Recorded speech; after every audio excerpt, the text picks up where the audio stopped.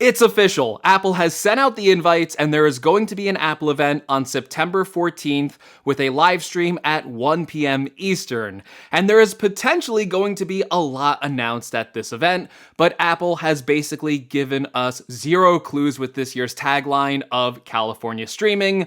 But just stay tuned because I think I know exactly what they're going to announce. Hey, what's going on, everyone? Greg here, and like a Thanos snap of the finger, Tim Cook is inevitable. And he's coming to the stage prepped with a bunch of new Apple gadgets to show off.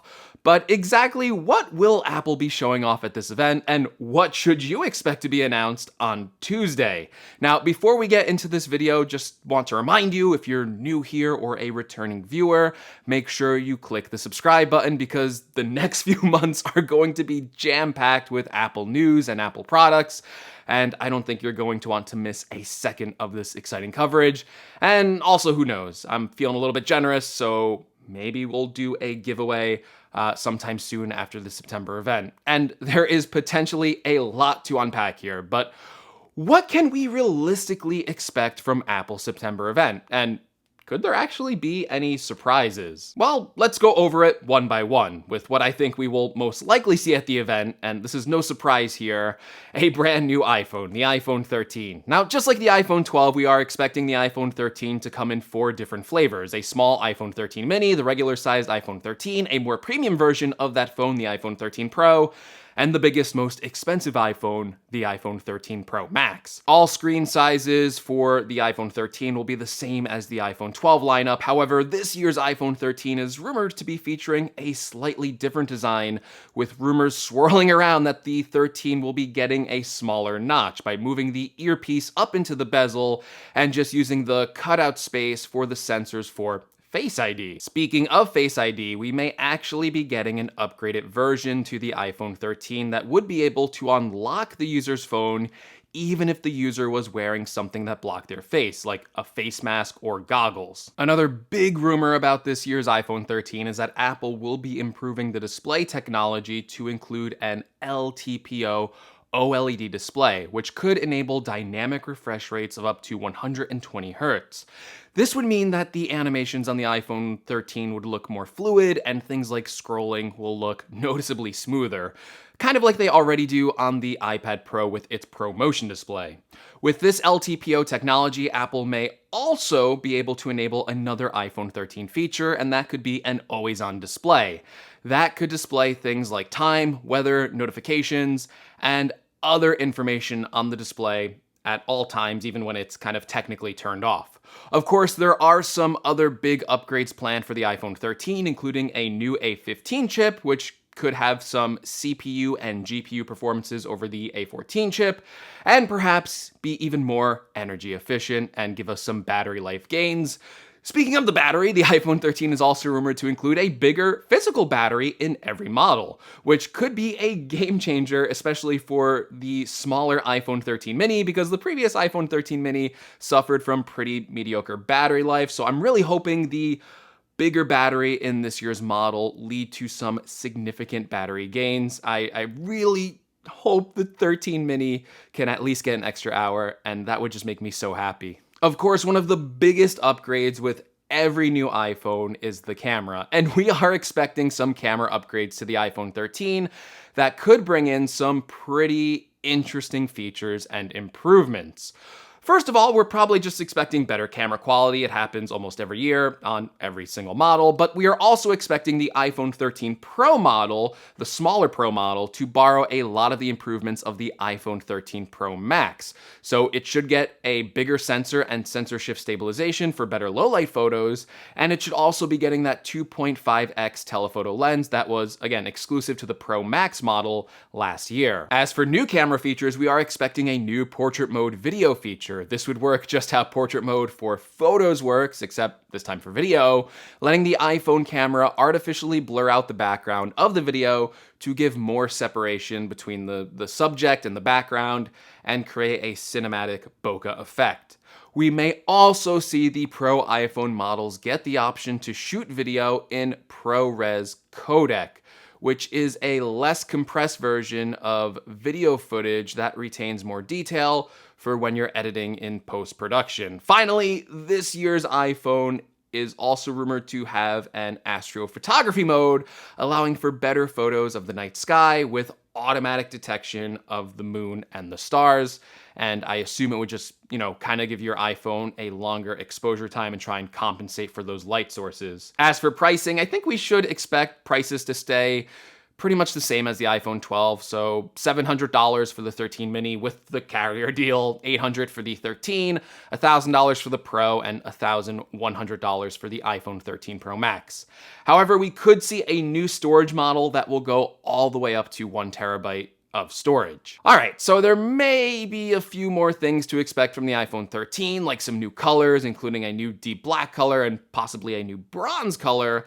But for the most part, that is what to expect with the iPhone 13. I'm sure I left some stuff out, but I think those were all the important details. But that's not the only product that's going to be announced at the September event, because if you watch my video from yesterday, you know that I am expecting the Apple Watch Series 7 to also be shown off at this event. Now, I talked a lot about the Series 7 again in yesterday's video, so if you want even more details, you should probably check that out, but I'll try and make this quick for the expected changes for this year's model. And for this year's model, it is mostly going to focus around a major redesign, with the Series 7 adopting the flat-sided design language of Apple's recent products, like the iPhone 12, iPad Pro, and of course that beautiful M1 iMac.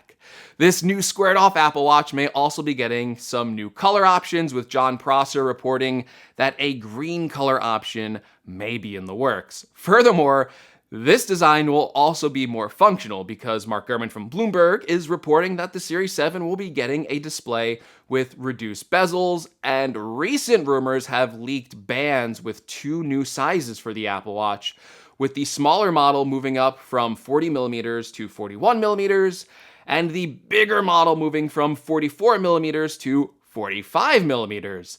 Because of this bigger display size, Apple will be introducing more exclusive Series 7 watch faces that should provide even more rich complications and information available right at a glance. These rumored watch faces include a modular Max watch face, a new Continuum face based on the flow of time, a new World Time watch face, which will allow users to see all 24 time zones at the same time, not sure why you'd want that, and a new Hermes watch face, and a new Nike watch face. Now, while the main hallmark change of the Series 7 will be the new design, there are still going to be a few additional internal changes. First of all, we are expecting the new faster S7 chip, and this is going to be a double-sided system in a package, which will save space inside of the enclosure, which could also lead to a bigger physical battery inside of the watch for longer battery life. Unfortunately, for this year's Series 7, recent rumors have said not to expect any new health features. So again, while there will be a few internal upgrades, the main update to this year's Apple Watch is the new design, which I think looks pretty good based on some of these renders, but I would be interested to hear what you think about the design in the comments below, because it is a little bit divisive. Okay, now a new iPhone 13 and a new Apple Watch Series 7. You don't exactly have to be Nostradamus to predict that these were going to be announced at Apple's September event. However, are there any other products that we should expect at the September event? And what products will we have to wait just a little bit longer to see? Well, one product I expect to see at this event is the new AirPods 3. We have seen so many leaks about AirPods 3, including fully leaked photos of the product, to the point where third-party manufacturers have already made AirPods 3 clones based on those photos. So the AirPods 3 will feature a brand new design that are inspired by the AirPods Pro design, with a new shorter stem, although they will feature a design without ear tips, so they should still fit in the ear similarly to how the current AirPods do. Unlike AirPods Pro, the AirPods 3 won't feature advanced features, so no noise cancellation and no transparency mode. However, the AirPods 3 are expected to come with the wireless charging case as standard now, And I think it could also feature some improved sound quality over the regular pair of AirPods. Although the wireless charging case will be included, I expect the price of AirPods 3 to retail for around $159 instead of the $200 spot that the wireless charging model for AirPods 2 currently occupies. As for other products, well, I wouldn't expect to see any of those rumored M1X Macs like the MacBook Pro or new Mac Mini to be shown off at the September event. And if you're disappointed by the lack of Mac news for this September, don't worry, I fully expect to see these M1X Macs before the end of this year with my current guess for a completely separate October event just focused around the Mac. Now, there is one more product that I think we could see at Apple's September event. Well, technically two products, but I think the product that will generate more excitement is a redesign to the iPad mini. We have heard a lot of smoke about Apple making a new iPad mini, and I think this event would make the most sense to announce it at. I don't think it would be announced at the Mac event, but I could be wrong here. But this new iPad mini, we are expecting a new redesign that reduces the size of the bezels, just like the recent iPad Pro and iPad Air. With these reduced bezels, we are expecting the iPad mini to have an 8.4-inch display size, while keeping around the same physical size as the current 7.9-inch iPad mini. Because of the reduced bezels, we will see things like the removal of the home button, and in a lot of ways, this iPad mini is basically going to be just a smaller version of the current iPad Air, with a lot of the same features like Touch ID in the power button, and because it's sharing the same design, we expect other changes too, like a USB-C port instead of a Lightning port, support for the Apple Pencil 2, and possibly a smart connector on the back, although I'm not sure if Apple would end up releasing a small iPad mini miniature keyboard. I don't know. I'm not sure if that would make sense. This mini sounds like such a fun tablet, and I can't wait to see what the iPad mini looks like when it gets this premium redesign treatment. The biggest question for the mini is if Apple will choose to ship it with the latest A15 processor that's going to be in the iPhone 13, or if they will ship it with the A14 processor, which is currently already in the iPad Air. As for the price of the mini, I think we should expect a price increase, moving it up from $399 to $499 for the 64GB model. I also think we could see an update to the regular iPad at this event, but this would just basically be a 10.5-inch iPad Air 3 design, and instead of the A12 chip that had, it would have an A13 chip inside of it. It'll be a nice tablet, especially if it's $329 if Apple keeps the same price. But again, this is pretty much an iPad Air 3 with an A13 chip, so not too much to go over with these rumors for the regular iPad. But that is what I expect to see at Apple's September event, and like I said at the start, that's going to take place on Tuesday, September 14th, with a live stream at 1 p.m. Eastern. But let me know in the comments below, what Apple product are you looking forward to at this September event? And do you plan on purchasing any of them? As always, if you like this video, give me a like. If you want to see more from the channel, make sure you're subscribed. And if you made it to the end of this video, thank you so much. I hope it was helpful. And as always, thank you so much for watching, and I will see you all in the next video. Take care, everyone.